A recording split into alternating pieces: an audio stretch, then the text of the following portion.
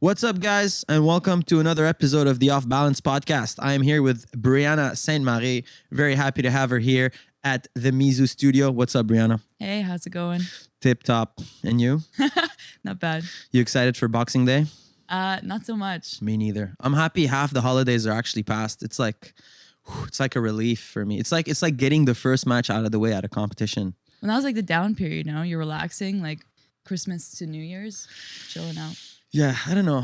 You know what it is about Christmas that is, you know what it is, actually? I noticed the benefit of Christmas yesterday night. You know why? Why? Because I went out of my way. So I got back from BC. Yeah. What's it called? Like the 23rd. And then it was really late, the 23rd. And I got back basically on the 24th, all right? And I did zero Christmas shopping. For sure. So I went out and I did all my Christmas shopping like within an hour, close to the gym. I went to this one store. They had coffee machines, humidifiers, just a bunch of things. I was like, all right, each member of my family is going to get something from that store. And then it was like, I was looking at the prices of some of the things and I could have chosen between like, a medium coffee machine or a really good one. So I went with the really good ones. But anyways, the point of this whole story is you're a great son and you got your mom the good coffee machine. Not even that. The point of this is now like when I want to book, so I went and I booked a flight after. I booked a flight I'm going to be teaching a couple of workshops in Nova Scotia. It's actually a really good jiu-jitsu scene up there. I've been there a few times. Definitely growing.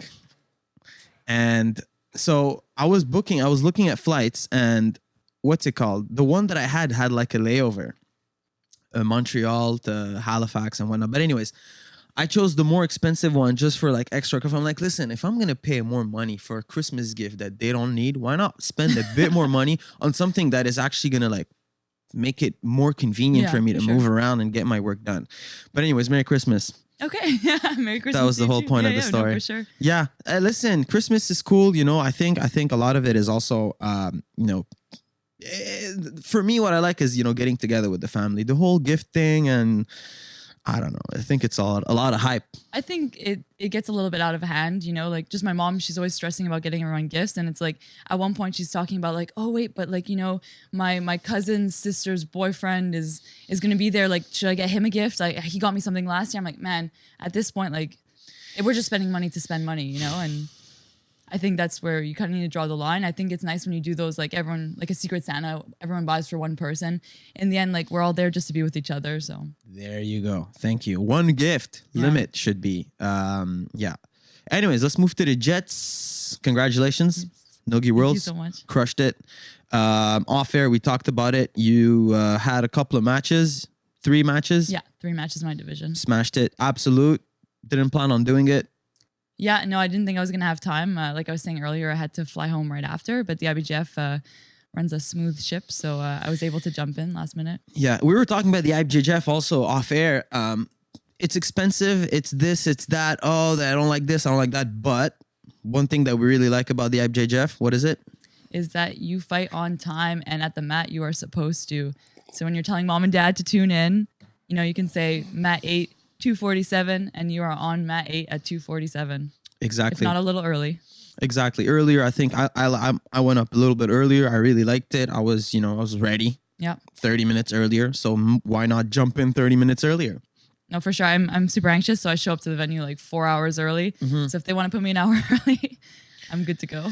Another thing that I want to congratulate, other than the fact that you crushed it at Nogi Worlds and then you crushed it at many other competitions this year, is the fact that there, what was it, like a record number of female competitors at Nogi Worlds this year, wasn't there? Yeah, so I'm actually super happy that the divisions are growing. And like just even when I was fighting at Blue Belt, like often you would see the men's division, they have like at the big tournaments, they have like 100 registrants. And then the females wasn't often the case that it was the same kind of numbers. But then at Blue Belt, I was having like at least 60 girls in my division sometime. And I was thinking, okay, if there's 60 girls at Blue Belt and I'm watching a lot of these girls on Instagram get their purples and stuff, I'm like, by the time I hit purple, for sure the divisions are going to be like filling out. Mm-hmm. And they are. It's actually amazing. I see these divisions now that like it used to be like, oh, you'd fight like once, maybe twice for your medal. And now like girls are having like, Nogi Worlds is a bit less stacked than the gi worlds and stuff, but still you're fighting like 3-4 times. And then in the gi worlds, like, 5, 6, 7. So what weight class? So at black belt division, who are the girls in your weight class? So I kind of have been towing between lightweight and featherweight right now because the weight cuts have been wearing me down just a bit. They wear you down. They wear you down, indeed. So especially for Nogi, the weights are a bit lighter. So I've been moving up to lightweight for that, and I'm debating going up to lightweight for the gi season as well. Check. But right now, obviously, like the big names. At lightweight, at least there's Bia Mesquita, there's Fionn Davies, who I think also toes between lightweight and feather. Yes. There's Bia Basleo. There's a lot of really great names, and I'm like so excited to go up against these girls. I'm pumped to see you crush it. I saw you crush. We were talking off air again about your win against that chick that did ADCC, Elizabeth. Yeah. That was it was a good match. I'm actually would love to fight her again. I see all her matches, and one thing that impresses me the most is that she doesn't always win in the same way. She seems very well rounded. I've seen her pull off some like really nice technique, and I'd be excited to fight her again. She lives in Alaska, right? Yeah, she trains out of Alaska, which I kind of like too. You know, in Montreal, we're not like necessarily one of those big jiu-jitsu meccas. So to also fight someone who kind of came out of like somewhere that's less known for jiu-jitsu and who's crushing is pretty exciting. At BTT, you guys have a lot of girls that do really well. If I'm not mistaken, our women kind of kill it. It's pretty awesome. Crushing it, doing better than the boys. Boys are slacking. Yeah, I mean, I don't want to start shit, but listen, medals speak for themselves. Exactly, results, and actions speak louder than but the lighting was all off in the arena. The air was a little cold. For sure. I've pulled that excuse off. The air was a little cold. Yeah. I mean, I think we all do it. It's natural. You're really putting more so than other sports your pride on the line when you step onto the mats in these individual sports. Whatever, it's good. It's it'll definitely motivate whoever is on the team to do better, push and whatever. Just everybody will benefit from you doing good. Yeah, I think so. It creates like an exciting atmosphere. You know, you're getting ready for a tournament. People are like, well, maybe I want to compete too, and stuff like that. Yeah. So just so listeners, let's run them through the quick basics of Brianna. So born in Montreal. Sick. Born and raised here then? Yeah, born and raised. Sick. I wasn't born here, but I grew up like from 13 till now. You were born in Lebanon, right? Yeah. Okay, cool. Yeah. No, this city is definitely sick. I wherever I go, I'm always happy to come back. There's that, home effect, I do love Montreal. The winters are a little rough sometimes, but they're rough. But I'll tell you one thing. I was in BC for a week. BC, there's no real winter. It's like, it's cloudy. Yeah. It's not that cold. But there's no sun, zero sun, nada. It's either gray or black. Yeah, well, see, that's what bothers me in Montreal too, though, is that the sunset, even if there is sun, it sets at like 3:30, So you gotta get that vitamin D early on in the day. Get up early. Yeah. In California, I was there for only 36 hours. I was driving in my Uber. We were stuck in traffic. I actually rolled down the window and just stuck my arm out so the sunlight would hit my arm. You know what? The vitamin D probably went across your whole body. I think that's what made the difference. In the final match in that last minute, I wasn't vitamin D deficient. She's from New York. Maybe would have made all the difference. Would have made all the difference. I'm telling you. You stayed only 36 hours? Yeah, so I was in the final exams for my school, and they were actually the last exams of my bachelor's degree. So if I pass, then I'm done with that, which is actually really exciting because I can put all my energy towards jiu-jitsu. But yeah, so I flew out Wednesday, and then I had to be back in time for an exam Friday at 2 p.m. So I flew overnight Thursday after fighting. Damn! Yeah. What is your excuse? I know. What is your excuse? At least you didn't drop out like me. Honestly, I came close, but my parents, I've been paying my tuition. I was like, man, if I can't do that to them. So I finished it. Now I have that little meaningless line on my CV.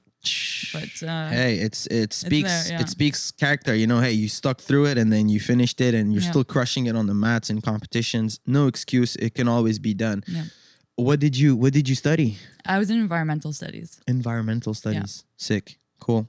I guess the environment needs people like you, right? Yeah, no, I've always been super interested in those kinds of topics. So I don't regret it, but it definitely ate up a lot of my time and energy, and it was a lot of anxiety. A lot of times, like final exam season would coincide with like major tournaments, and trying to cut weight when you're also like studying and just want to like pig out on like McDonald's at like 2 a.m. is challenging sometimes. You're gonna miss those times, I'm telling you. Yeah. You're gonna miss them. Speaking of environment, I saw some pig today throw his coffee. He had a Tim Hortons coffee. He was walking and then he threw it on the ground. I was driving and then there was a car behind me.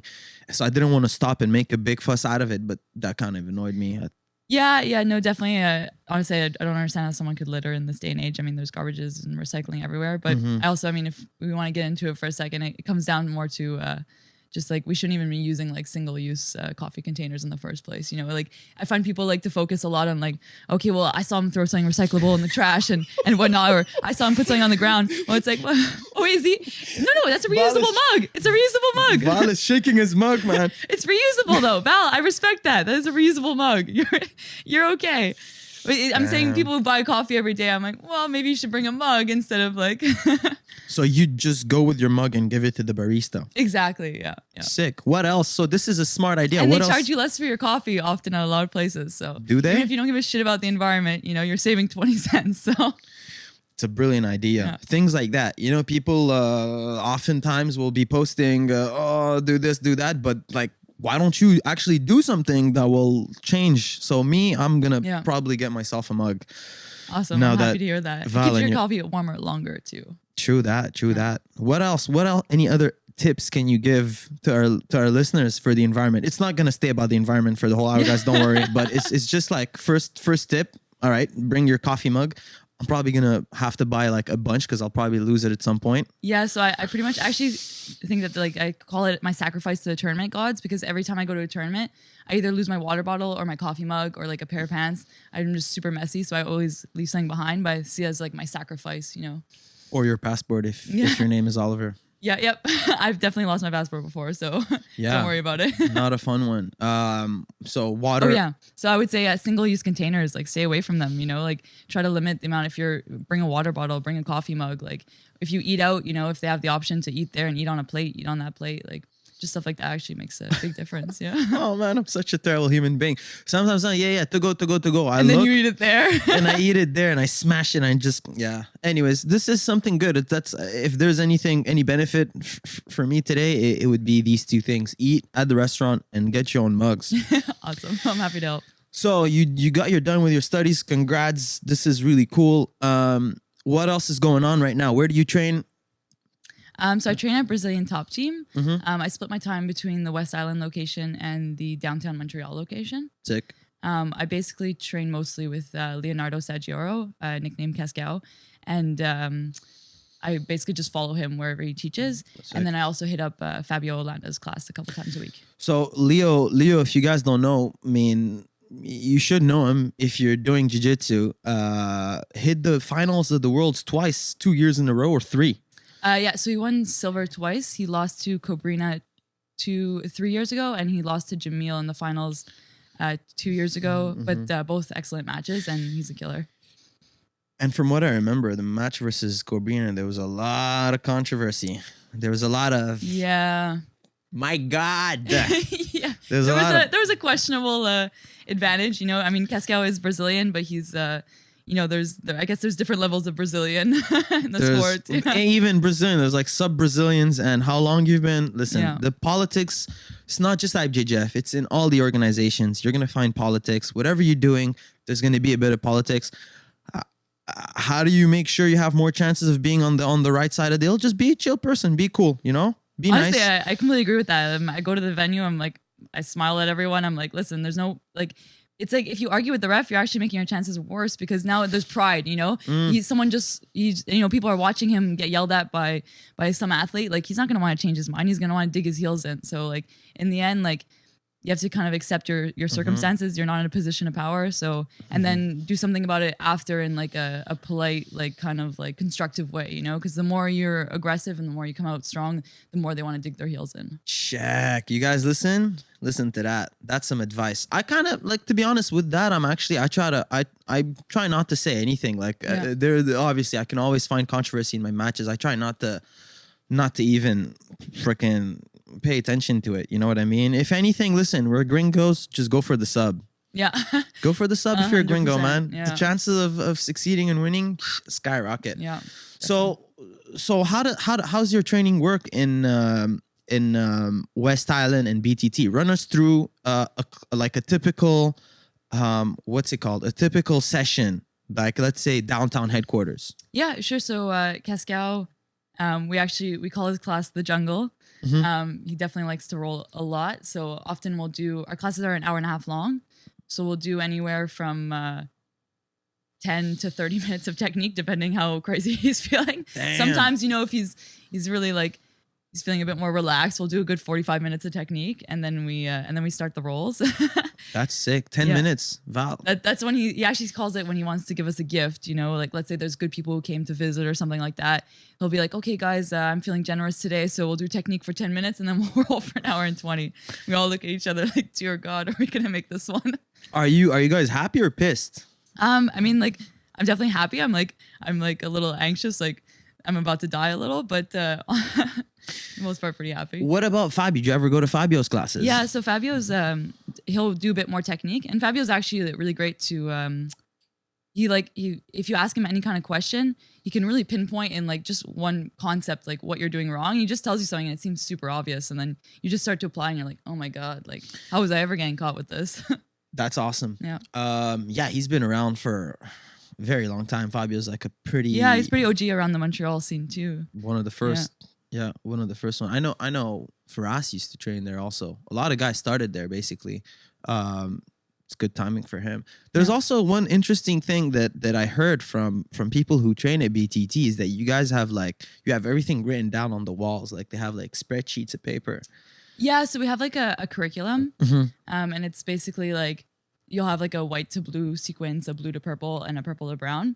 And it's just techniques that like you learn like as you're at that belt. But you do that, like it's not like we'll have days where we'll do like curriculum days. So you'll pair up with like a higher belt who knows the curriculum, and they'll show you like the techniques like written out on the wall. And then on other days, like either the professor will show a technique, or like sometimes if we're competing, they'll give us like free time to like go drill our best stuff and whatnot. So, that's sick. Yeah. So the thing that I like about that is when I started training, like not when I started training, early days is I'd go to Faraz's class or whoever's class or whatever private, and I'll learn a bunch of techniques, right? Yeah. So there's somebody actually like guiding me, like not guiding, but giving me techniques, and then I learn a bunch of things. But the next day, like I was going to school when I was training, and then I'd have a buddy of mine. I had Donald, who hasn't been on a podcast, will come yet. You know Donald, big Haitian guy. Yeah, I think so. Good hairline. Yeah, his hairline's going. It's sharp.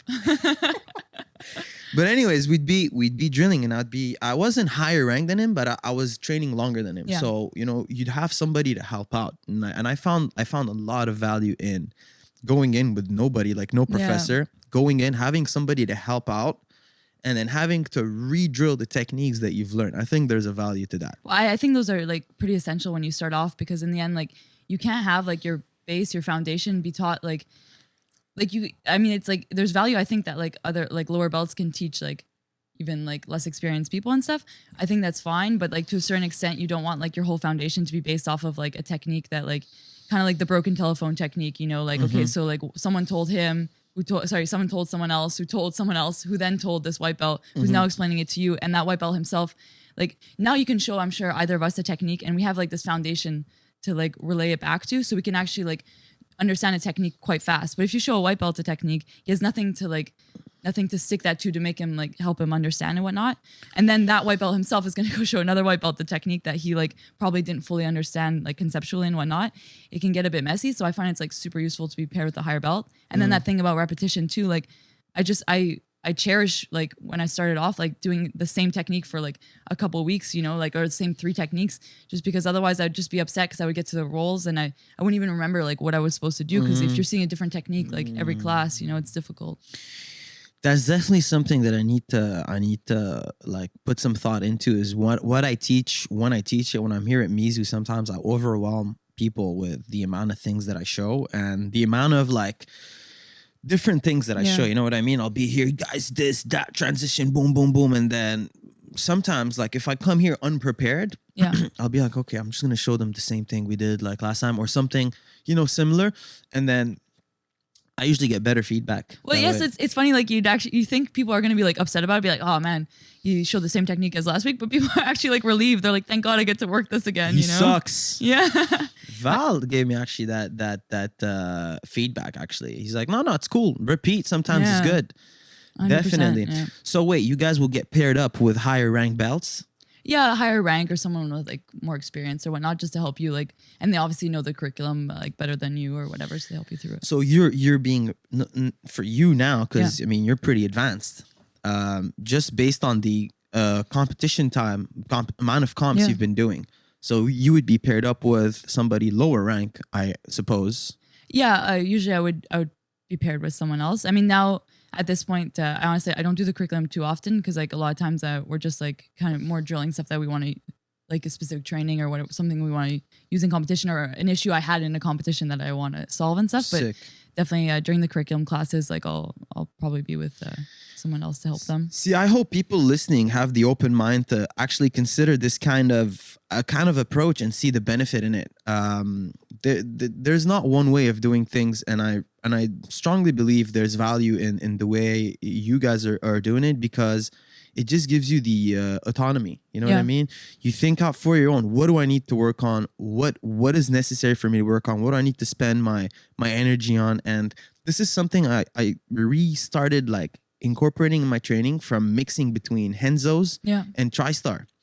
Henzo's, John is bombing us with technique, just an avalanche of sick and crazy things to work on, which is good because, you know, it's a lot of times it's things that he repeats over and over and over again. But having the option to choose what you want to work on, and what's it called, and choosing on your own gives you, I don't know, there's something to it. There's a satisfaction to knowing what you want to work on, doing it, and then seeing improvements in it. I think it's a good way of doing things. Well, my biggest pet peeve, honestly, is when I show up to a class and like I'm like ready and willing to like put in a good amount of time working on my technique, and then I just like I can't remember what I wanted to work on. I was like thinking about the last class. I'm like, oh man, there was something that happened in that role that gave me an idea of something I want to like ask or like work on or whatnot. And then I get to the technique and I just end up kind of like, you know, doing a few like lazy arm bars from guard and like shit like that. And then I get home and I'm so mad that I wasted that time. So I try to actually like write, like if I'm going to like do my own technique and not do the curriculum, I actually try to like write lists of like things that I want to work on. And I try to write those lists like immediately after my class or something, or immediately after my tournament, because that's when it's fresh. Otherwise you think you're going to remember, but then you get to the class and then it's lazy armbar time, you know? Lazy armbar time. Indeed. Lazy armbar time. I mean, there are always variations you can work on, different reactions you can ask from your partner from the same position. But yeah, it's good to plan. I think for you personally, or like people who compete, I think it will help you narrow down your options, which is good. Sometimes having too many options is like being in an ocean and not knowing which direction to swim. So it's like, you know what to work on. You have this comp coming up. There's this you just learn, how you mix it up, whatever. So it's good to know what to work on. What do you have coming up, actually? So I'm going to do the Europeans. Yeah. Val's doing them too. Yeah, nice. It's such a great trip, and like Lisbon's so beautiful, so I'm really excited about that. I did it a couple of times, and it's honestly my favorite comp of the year. The atmosphere is great in that stadium, man. Everyone loses it. I love it. It's a really nice comp, Val. You're gonna freak when you go there. And Lisbon's like, I'm not saying it's cheap, but it's not as expensive as here. It's really nice. Or anywhere else in Western Europe, I would say it's. Ubers are dirt cheap.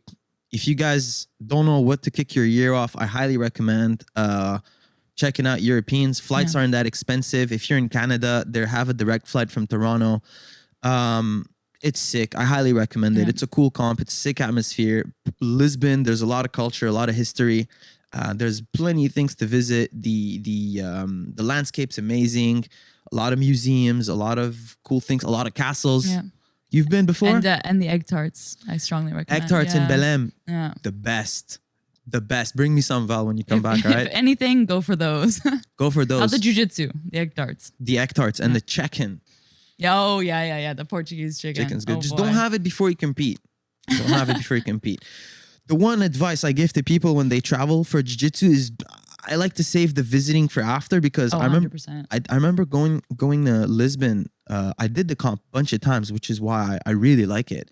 And then I walked around all day with my backpack. And then I jumped in for training, and then I popped my LCL. Oh, God. 2 days before the comp. I'm like, great. Yeah. Brilliant job, man. Fly all the way, get hurt before you compete, just so I can visit that castle like 2 days before. Anyways. Well, I think it's like, it's people are always like, oh, you get to travel everywhere for jiu-jitsu. I'm like, but I'm not touring. I'm like, the days leading up to it, you know, I'm like, I'm resting. I'm like, if I'm going to go train, and I'm cooking my meals at home. I'm like at the Airbnb, let's say, like I'm doing groceries. I'm not, and I'm almost like, I don't want to like waste my energy on something like that.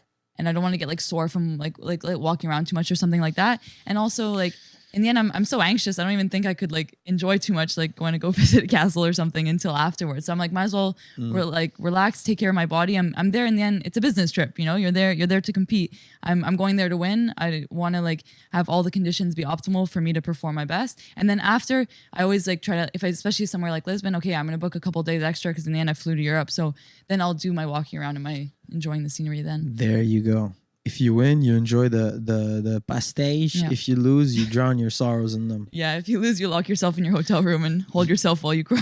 You could easily go through 6 of them in one sitting. Well, at least for me. Oh, definitely. Especially when they're all warm and toasty. Man, they bring Like they them are out. in Belém. Oh, they bring it. You know what happened? I remember going once with one of Yeah. my buddies from school. The first time I went blue belt, actually, I got DQ'd and never got to compete. Oh man. I made it. I made Oh, it. man. So they tell you, IBJJF, you got to go an hour ahead. I got there 56 minutes, and they had DQ'd me already. You got DQ'd for that? Mm-hmm. No. They gave me that little DQ dance. Get some. Wow. Whatever. It was cool. I got to meet Braulio, got to meet Edwin. Like the trip, there's always benefit to it because Yeah. you're meeting people, you're linking up with people, For and you're sure. meeting and you're communicating and you're networking and whatnot.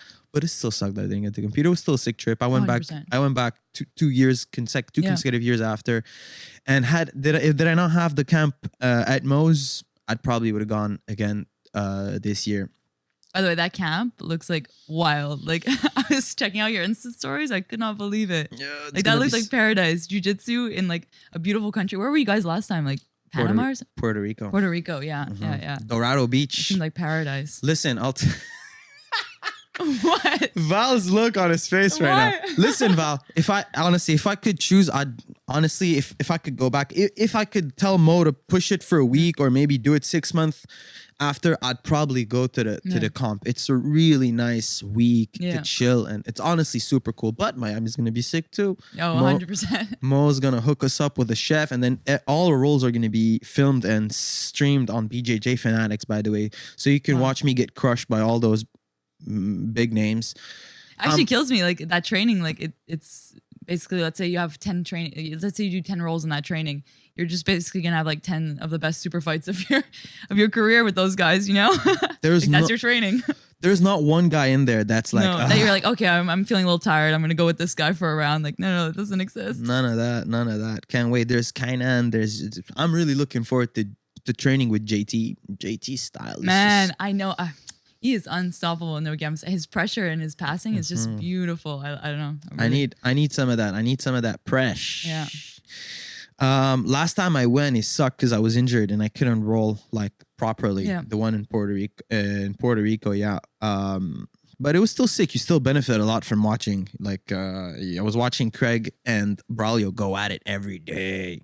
Braulio still got it. Braulio is sick. Like honestly, like I find. Well, I mean, he's still like he's very relevant on the scene. Like he's not competing right now, but I watch a lot of his technique videos and stuff, and I'm like always taking away like some really good stuff. He still got it. Let me tell you that. He still got it. He's still there. He could honestly go back and compete. I wouldn't doubt it. I'm sure a lot of these people, honestly, like they'd give a lot of people hell if they came back to the scene. Yeah. You develop that old man strength. Yeah. My dad's got a lot of that. Yeah. Val's got a lot of that. He's not old, but he got some. Throwing some low key shade there. That was like a backhanded compliment. You're strong, man. It's a good thing.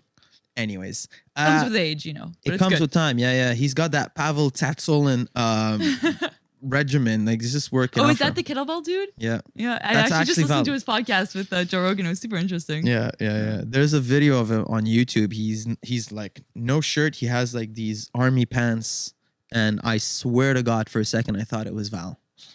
Honestly, it does look a little similar. I call him Paval now. Val. I don't call him Valerio anymore. It's Paval. Anyway, speaking of injuries, I remember running into you at Physiomentum a couple of times really early in the morning, like super early. Yeah.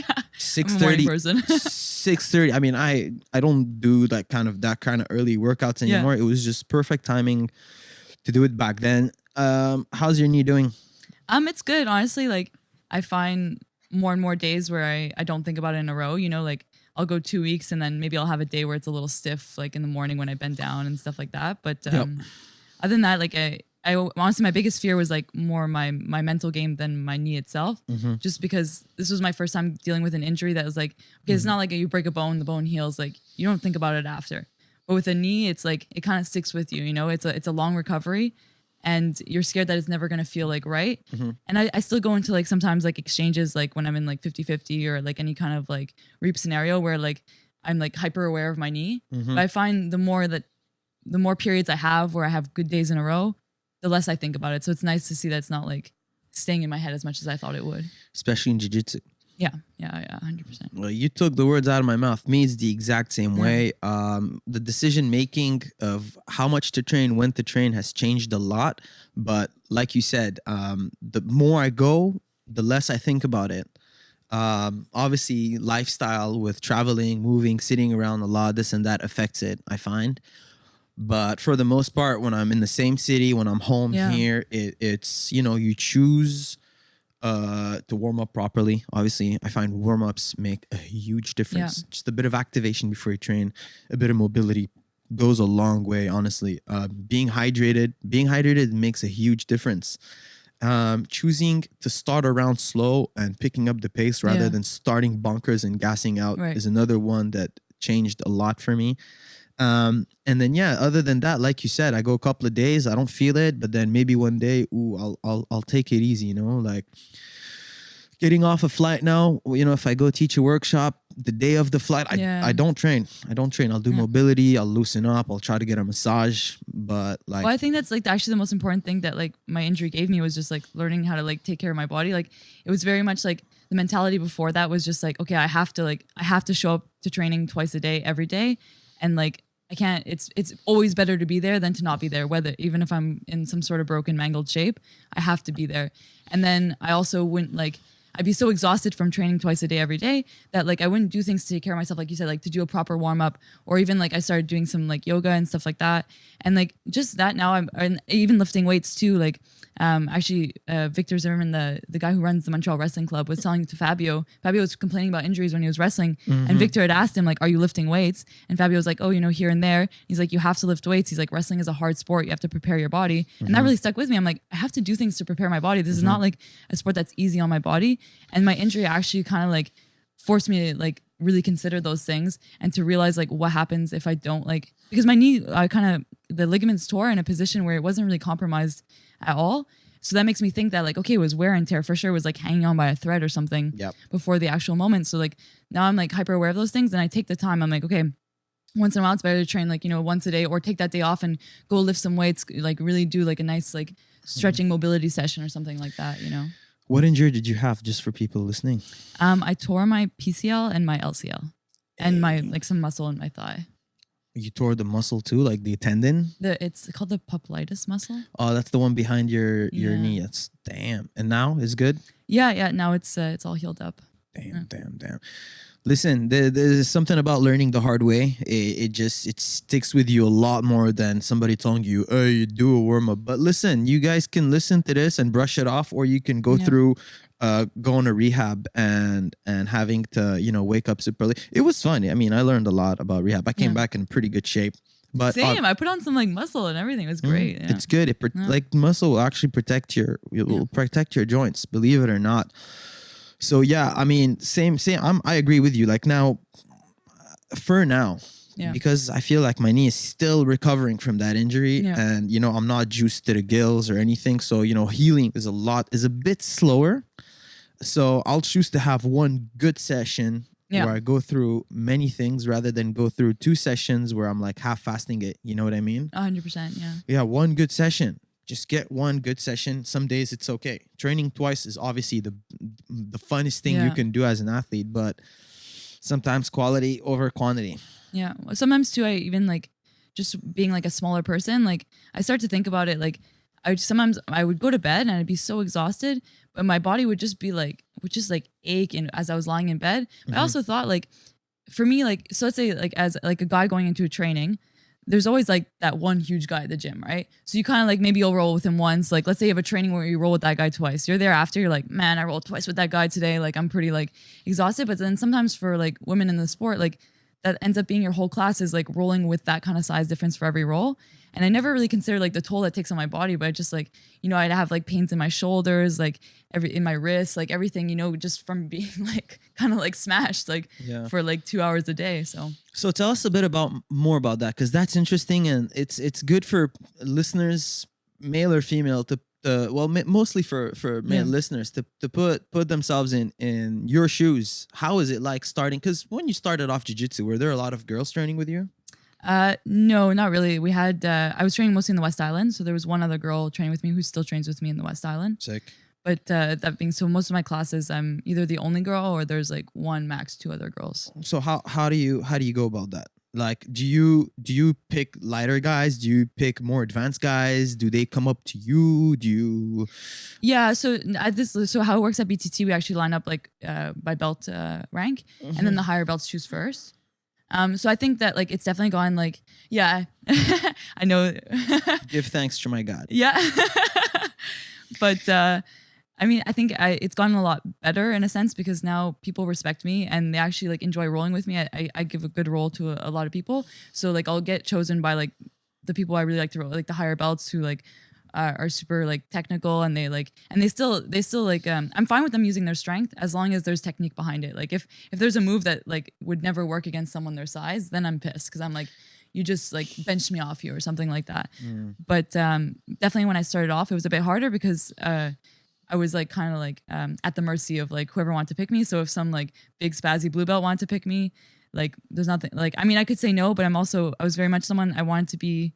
It's kind of a hard line, because I didn't ever want to complain if someone went too rough with me, because then I was scared that people would look at me and be like, okay, we have to, I heard her complain to someone else. I don't want to be the one who then hurts her too. So we have to roll softer with her because she's a girl.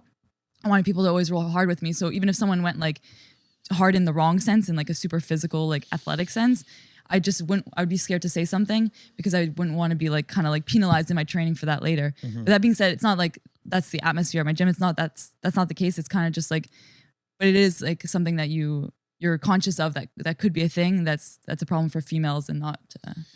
So what advice would you give to like a chick that's just getting started, and like you said, like, okay, now I'm good, people respect me and come up to me, and then I can relate to that because there's a girl at Henzo's that trains with us. Her name is Katya. She's super technical. She's really good. And I honestly start every session with her. I start my first round is always with her. We team up, we partner. She's almost more technical than me, and I'm not exaggerating. And I think a lot of girls in general tend to be a little bit more technical, even though they don't know it, like in terms of hip movement and like, you know, moving their legs on bottom, because you have that mobility. Well, it's not even mobility. Honestly, it's like, I always tell people, I'm like, I never had the opportunity to be technically sloppy. Like when I started, if I didn't do the move like to the T, well, I would just get smashed into next week. So it's actually, I'm sure small guys have that kind of advantage too. And it's like, and that's why you see some guys who are like, who move up in weight classes, who start in a small weight class, do really good at the bigger weight classes, like Leonardo or something, because like, get on that regime. Definitely a lot, but they still develop like their guards and their this and that at the smaller weight classes, you know, before they juice themselves up. I've seen a lot of people have great success after juicing because they get technical, then they get strong. But let me just go back to the question, because I think you probably have some good advice. All right, you're starting out jits, you're a chick, you're smaller, you don't, I do agree with you, like pushing somebody off. Like I'll give you an example where I realized that if I'm elevating somebody on my left knee, the one that got the graft, it'll be like, damn, okay, it's a little bit harder on the front on my left. I mean, it's getting better, but I do agree, like if there's heavier weight, you will damage your body more. So what advice do you give to chicks getting started? I think maybe try to find a balance. Like I was always there like, oh, I have to be super tough. I have to like prove myself. I would say like, maybe don't be shy if some like big guy comes up to you, like who you know is like super spazzy, like just be like, actually no, I to be honest, I'd rather roll with someone like a bit more similar in size to me. Like, and you know, in the end, it's not something that's like, they shouldn't get offended by them if they have like a head on their shoulders. And honestly, if like, they should be aware of the way they're rolling too. So if you don't want to roll with them, like they should be able to like kind of know why. I think you bring up an interesting point, which is communication, right? Yeah. You talk to the person and you let them know ahead of time, or after, at least after training. But at some point, you're gonna have to have that, like, not even awkward talk. It's, man, you want to stay in the game, you want to be able to train. You gotta tell people. I do it as a dude. Yeah. As a dude who's 175, 180. For sure. Now I tell people, listen, nah, man, I'm going with lighter people. But I feel like I'm more comfortable because, you know, I'm more advanced, this and that. No, I'm the one 100%. teaching. It takes time to like kind of get that confidence to like speak up. And like now I do speak up, and like I have said to someone like, oh, I'm sorry, like not today, you know? Mm-hmm. But it definitely takes time to get that. And also I think just being in an atmosphere too, like, so since if you don't have the confidence right when you start off, you know, it's a like unfamiliar territory and stuff. Well, just even like Cascal, Leo, for example, like he's always watched out for me. Like, and it's good to have a coach like that. So let's say like if I'm in his class and like someone picks me and he knows that guy's like super like spazzy and whatever, he actually like, he'll switch me and he'll put me with someone like more my size.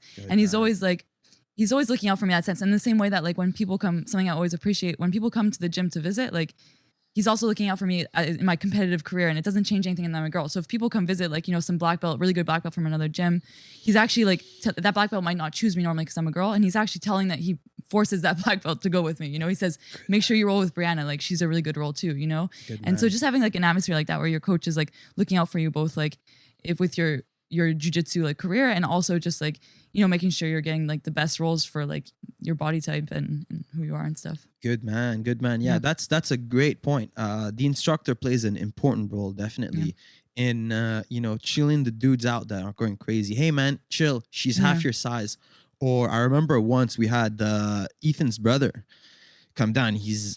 I think that was like a year ago, and then he was rolling with this guy, just going bonkers on him. I'm like, man, it's a kid. Relax. Like, what are you doing?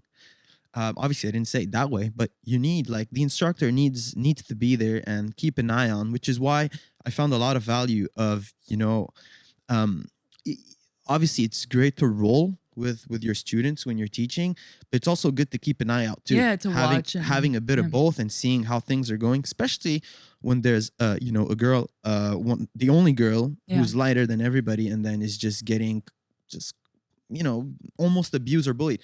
So, you know, don't be afraid to stand up and speak up. You know what I mean? Hey, listen, chill. Or, you know, you go tell your instructor, you go let him know, but definitely don't leave it inside and then just say, it's okay, I don't want to be a pussy, or I don't want to sound like a bitch, or no. And actually, if I could point out a funny like contrast too, is that at the same time, sometimes how Cascal has to step in is actually to tell people too, because some people would roll with me, like let's say someone visiting the gym who like, oh, like it's like a girl he doesn't know, and they'd be like giving me like, I call it the wet noodle jiu-jitsu, you know, like fucking floppy as shit and like not really giving you much resistance, and he'll be rolling next to me, he'll look over and he'll be like, hey, like roll with her properly, you know, like he's like, go hard, let's go. So it's nice like in both ways too. And it's actually something, as much as we experience that issue of like people being too like trying to use their physicality too much with us, we also experience the like people not giving us respect and just like, I don't know, just kind of like flow rolling in a role that's not a flow roll. Yeah, no, I hear you. I've had complaints about girls telling me, hey man, like, can you actually train with me and not just lay there and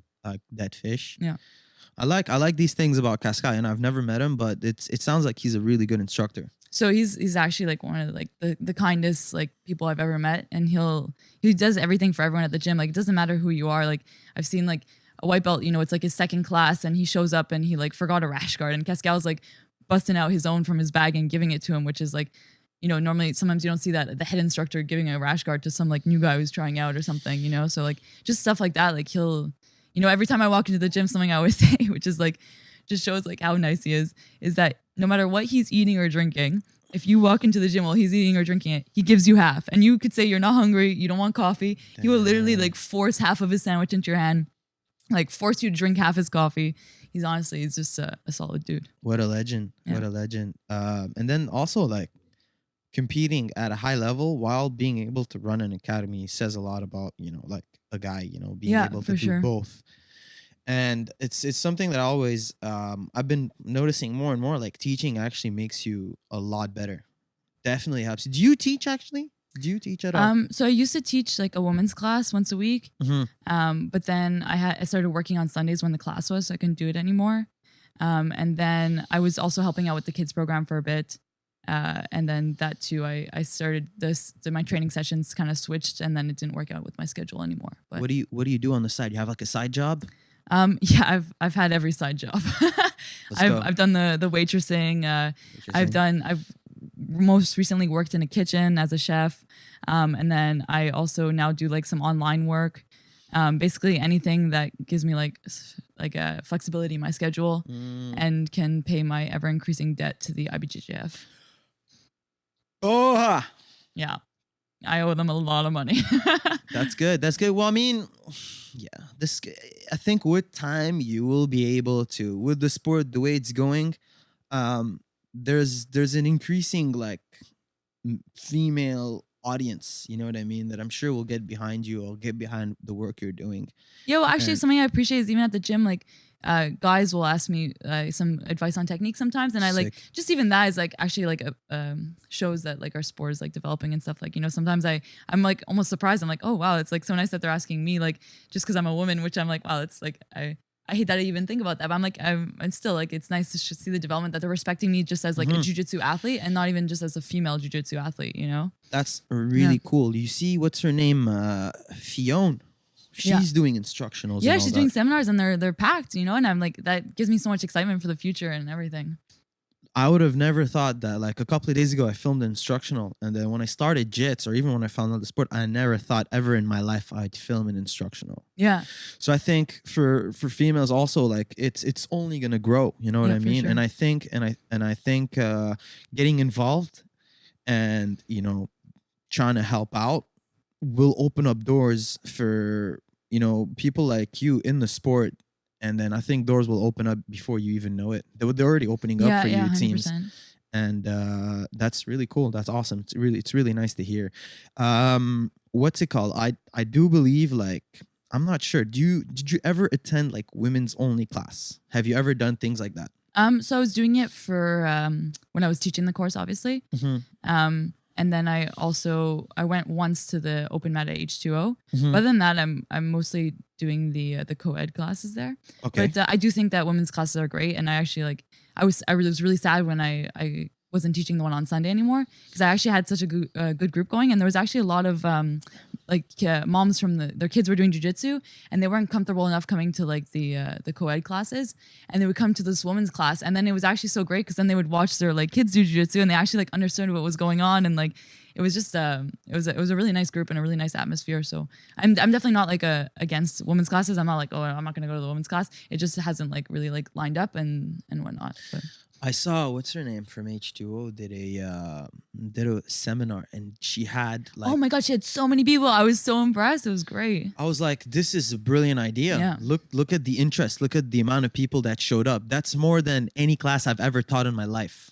Yeah, I 100% think that like the market is out there for these women's only classes, and like get on it. Or even if you, honestly I want to, and then you even see like in San Diego, I think it's Letty Ribeiro. She's like a legend in female jiu-jitsu, and she has like, you see her women's classes and they're like, there's like 100 girls on the mats, and like not only is there 100 girls on the mats, but like at least 20 of these girls are like winning at every major tournament, and I'm just like so impressed and so jealous that like I don't have this open mat at in my neighborhood. At least it's not like run by one dude. Hey, man, yeah. Women class, I gonna teach, man. Exactly. Yeah, this is like a world champion woman. I'm like, fuck yeah, let's go. It's so legit. What's I've been to I remember going to a gym teaching. I taught like a couple of days in Regensburg, Germany. And then Hannah Rao, her name. She's black belt. She's winning. She's crushing it. She's doing good. And then something about like a chick that a woman that competes and trains and everything, it attracts more women to do it. I don't know what it is. It's awesome.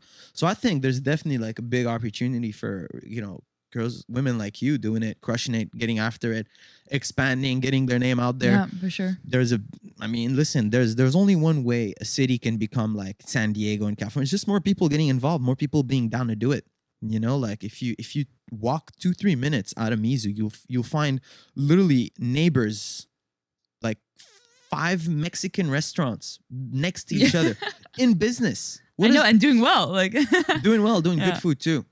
So like, I actually know exactly. You're talking about like Frida and Frida, Lupita. Yeah.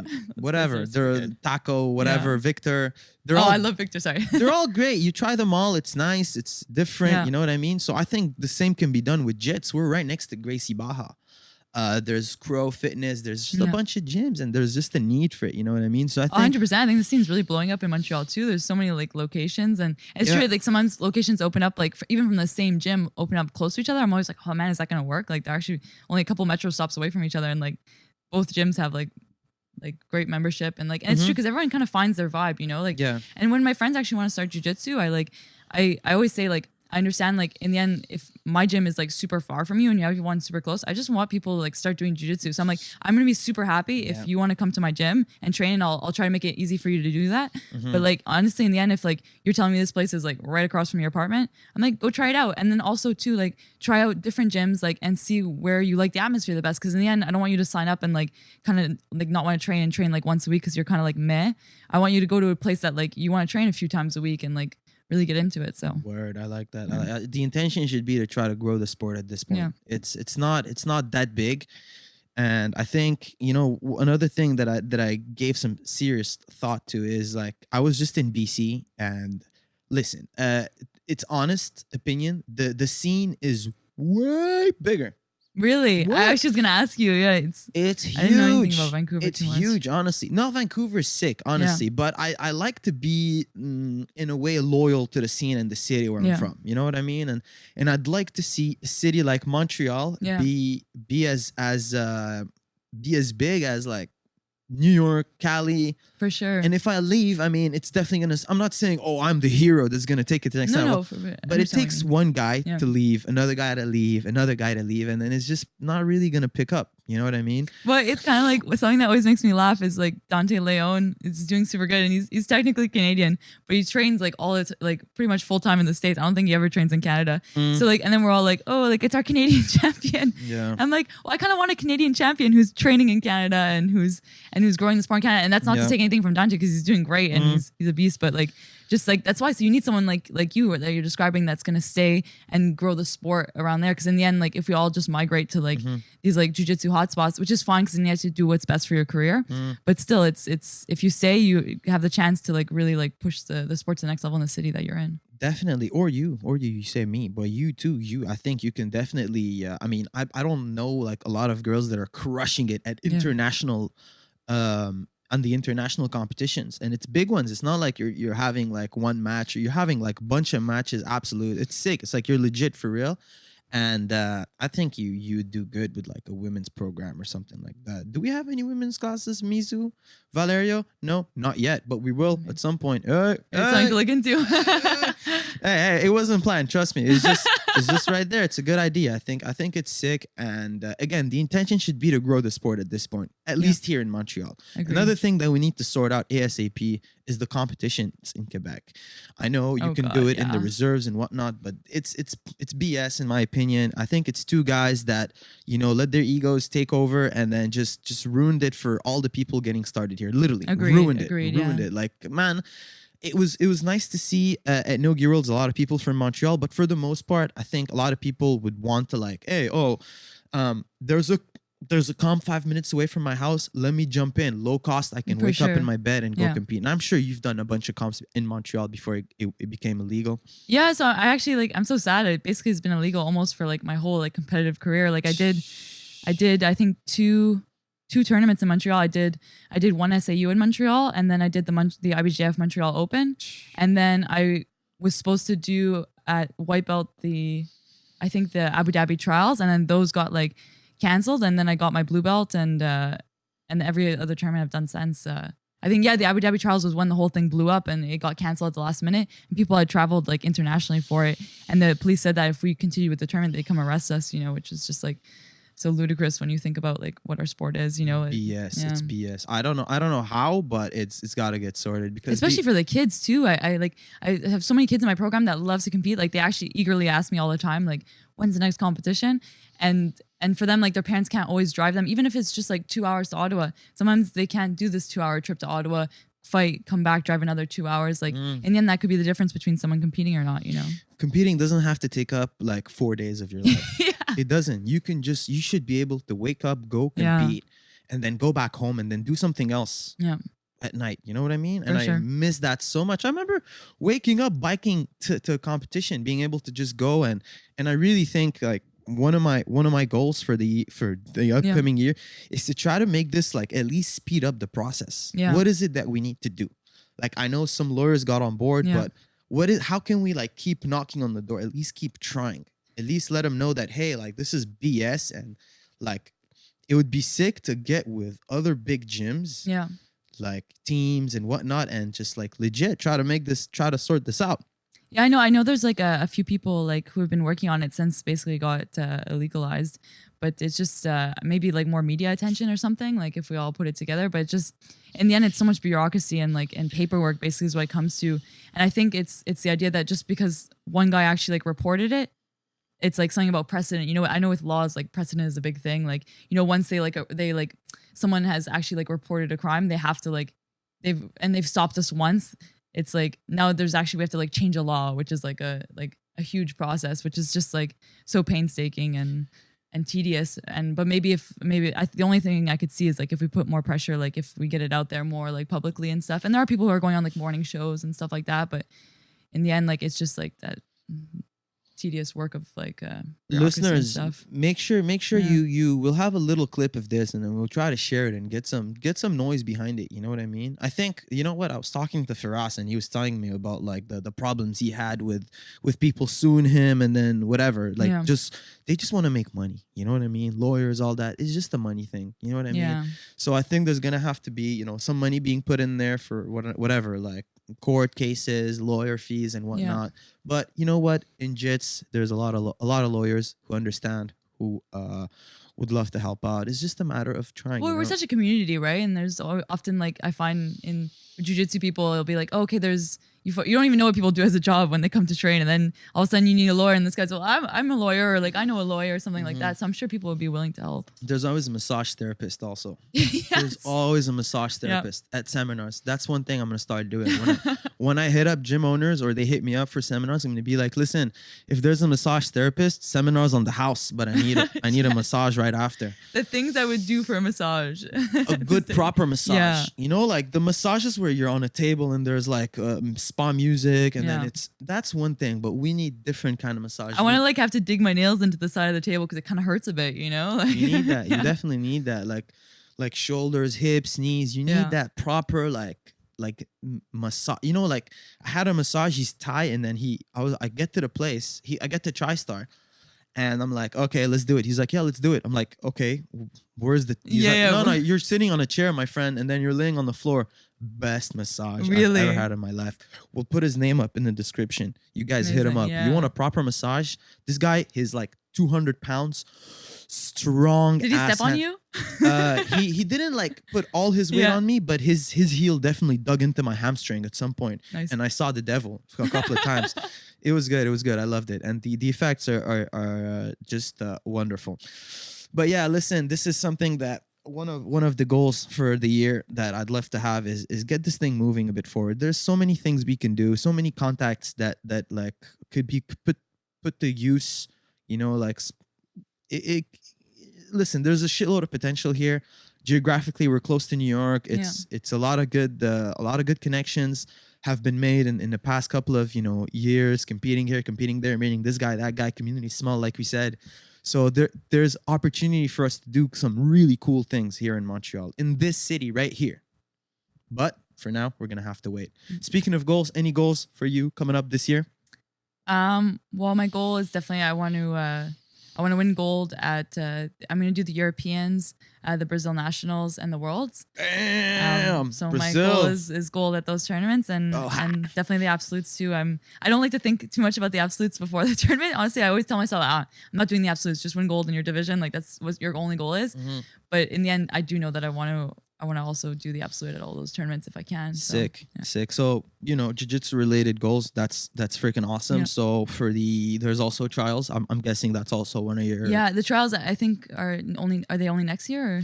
There's one in Dirty Jersey. Are they doing women's though? Because last time in Jersey, they didn't do women's. And I was really sad about that because I was like, oh man, I could drive to Jersey or I have to take like a $500 flight to California. Listen, if we put some heat... That's what I was thinking. I was thinking if enough people like write in and be like, listen, I would sign up to like this East Coast trials. Done. Man, I think women out there. send an email, tell them that you are interested in East Coast trials if there is one. If enough people are interested and they see that it's going to be competitive, then I think hit up Tom DeBlas. Tom DeBlas runs the trials. Tom DeBlas will definitely consider or Moses. I think the only concern is that if it's gonna be enough people to make it competitive, because obviously if you want someone to qualify for the biggest tournament, it's got to be like a good turnout. But I think it's in New York, right? It's right next to New York. Like so many great women on the East Coast. Like you're on the East Coast, exactly. Yeah. You'll have people. Listen, it's New York. You take a flight coast to coast. It's not that expensive. You have people on the East Coast, from Florida all the way up to Montreal, for example. It's just an extra good comp to have. It's streaming on Flow Grappling. It's big. It's good visibility, good exposure. So yeah, that's awesome. Brianna, one more question. If you had an advice to give yourself before you started jiu-jitsu, what would it be and why? Oh man, don't waste your time with soccer and get on the mats. Good. What about for your competitive, you look at, since you started jiu-jitsu up until now, if you had to go back and you had to give yourself one advice, what would it be? Oh man, I think I deal with a lot of anxiety.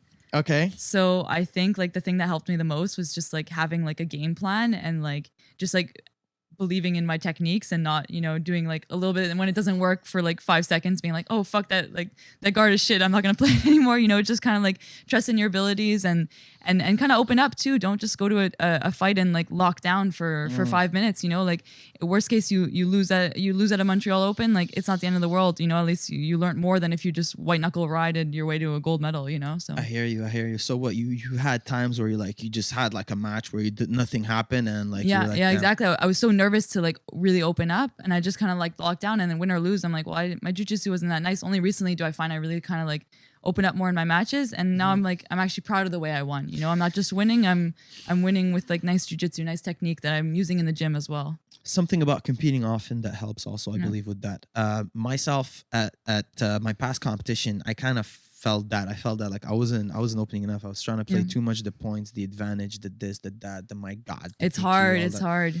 Just open up. My kind of style is really just go out there and then hunt for the submission. I mean, obviously, my biggest flaw was I was pushing it in that direction a bit too much. Yeah. But I think I dialed back a bit too much. So it's just finding that balance. How do you get that balance? You compete more, you fuck up again, and then you readjust, and then you come back better. 100%. And then eventually, the way you're competing at the pace you are, even Val, you've been competing a lot better recently.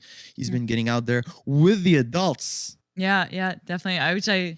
I respect so much, and in the end, it's where you're gonna get the most competitive matches. And Paval getting out there with the adults. You're doing adults for Europeans. Yes, he is. Good. My advice that I would give myself if I were to go back is to be a bit more patient. Kind of a bit, not perfectly what you said, but more patient. I want to be good really fast. It's so hard not to think that. Yeah, but then that's how you get injured. That's how you pedal to the metal. You never give your body the rest. That's the advice I would give to myself if I were to go back. If I'm now and I go back in time and I'm this other person and I see myself be you're about to start jits. Yeah. Take your time, enjoy it. There's no rush. Yeah, don't stress about the belts too. Don't stress about anything. Just go through the process. Get the experience in, and then what's it called? Just enjoy the journey. You know what I mean? You won't have the chance to go back to if you're a black belt and you're competing, you won't have time to go get experience at other belts. It's too late. Yeah, 100%. You know what I mean? So take your time, enjoy it, get what you can, and then take it the way it is. And then keep moving on. Agreed. Yep. Check. And with that being said, guys, it's been really nice having you talk. I really I'll repeat one thing we said about if you're a chick and you're training and then guys are almost bullying you on the mats, don't be afraid to open up, speak up, make sure, be vocal, reach out to other chicks in the community to get some training in. And just let your instructor know. Make sure you stay in the game. Last thing people want, one of the things that I hate to see the most is people quitting jiu-jitsu or just stopping for reasons like that. You know what I mean? One bad incident, I don't think it's worth it. So just speak up, fix the problem before you decide to quit on the jiu-jitsu, because it's life-changing and it's great. Anything else? Nope, that's it. And then send Tom DeBlas an email about the ADCC trials, ladies. Let's make it happen. Make it happen. We'll make sure, we'll make sure. Save me a $500 flight. And then listen, if you get 2 trials, why not? Yeah. You get 2 shots at it. I mean, I got 4 shots. I got to try 4 times, man. I did 2 Or get a dual citizenship like Taza and try as many times as you want. Marry a Middle Eastern woman or man. Fair. Depending on what you are or your preferences. Yeah. You never know. Everything goes. Everything goes. If you want to do trials and you got to do what it takes, you know? Boha. Anybody you want to thank before we lock it up? I definitely want to thank my my professors, Leo Saggioro, Cascao, Fabio Holanda, and Fred Kumsachira. All been super good. And all my teammates who crush me all the time. Love you guys. Seems like they're all doing a great job with you. I'll shout out to my dad too, because he does a lot for me, and he's definitely gonna listen to this podcast. So respect to you, Daddy? My man. Training jits, competing with the daughter, setting the example. My dad's like a scary, like, been doing martial arts for like 25 years and like still terrorizes some young studs at the gym. So I'm trying to get my dad into jits. Man, any age. I actually did when I passed my purple belt. We do like a belt test. We kind of do the curriculum just to see that we have it. And I actually did my partner was 75-year-old man. So shout out to Andrew Phillips. You're also a stud. What is your excuse? None. Get on it. I gotta thank Mizu for this lovely podcast setup. Yes, thank you, Mizu. Physiomentum fixed Brianna and myself up. There was a point where you'd walk into Physiomentum and there were like 6 jiu-jitsu people just getting fixed up, learning their lesson the hard way. Don't learn the hard way. Scramble, you got any sponsors you want to thank? Not currently, no. Not currently. We got to thank Scramble Canada, Scramble for hooking us up with gear. Kimura Soap. We got, who am I forgetting? Betty Boo, we love you. Roll Forever. Who else? Val. Origin. We got Origin. We should just have like a banner in front of me so I never forget. Origin. Hit them up. We'll have all the promo codes, all the things you can save money on and help support the podcast. Make sure to subscribe. Make sure you share. Make sure you follow, like, whatever we got to do to grow this thing and have messages like, you know, competitions or women's thing. Just help have more leverage to it. You know, that would help a lot. So we really thank those who already subscribed. If you're new to the podcast, we really appreciate it. It wouldn't be going anywhere if it wasn't for you. And we hope to still be able to do this a couple of years down the line, 10 years, 20 years, whatever. Maybe we have you back on the podcast in a couple of years and you're fucking black belt world champion at all the competitions. And then hopefully we can go to fucking Vegas in ADCC and then have a podcast there and crush it. And then win World Masters another 15 years from now and do another podcast. So, exactly. But you know what it is also, what's cool about ADCC is that you'll get to go against these black belts before you're actually a black belt. I know it's so exciting to like have that opportunity. Even at the trials, man, I'm sure I'm going to like, if I do the trials, I'm going to face like so many like crazy good girls. So like I said, wrestling, conditioning, and maybe a bit of heel hook defense. Actually, it's the 3 R's. If we spell wrong, it's wrestling, roids, and rage. Wrestling, roids, and rage. For the ADCC win, you know, you gotta throw people into tables. You gotta. That's awesome. Yeah. Wrestling, roids, and what? Rage. And rage, yeah, a little bit of rage. I love that. And reap. 4 R's. Oh, 4 R's. Fuck, it's true. Reap. All right, we're gonna lock it up, guys. Thank you once again, Brianna. Thank you very much for taking the time. Thank you so much for having me during holidays, and then that's it. Safe in it.